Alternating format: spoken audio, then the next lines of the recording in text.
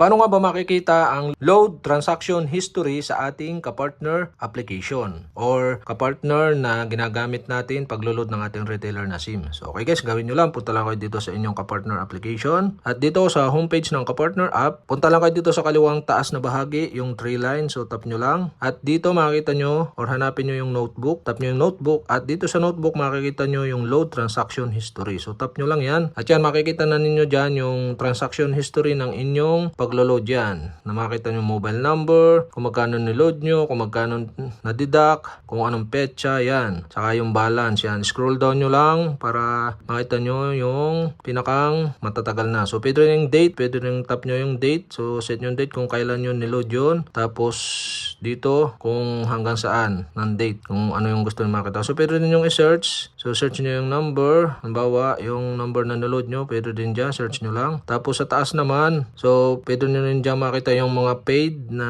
inano nyo, niload nyo. Ganun din yung date, saka pwede yung search. Saka yung unpaid yan, pwede nyo makita yung mga hindi na bayad na load. So ganun lang guys kadali makita ang load transaction history sa inyong kapartner application. Yan guys, sana nakatulong itong video na to and don't forget to hit the subscribe button at ang bell para updated kayo sa mga tutorial like this. Okay, salamat sa panonood.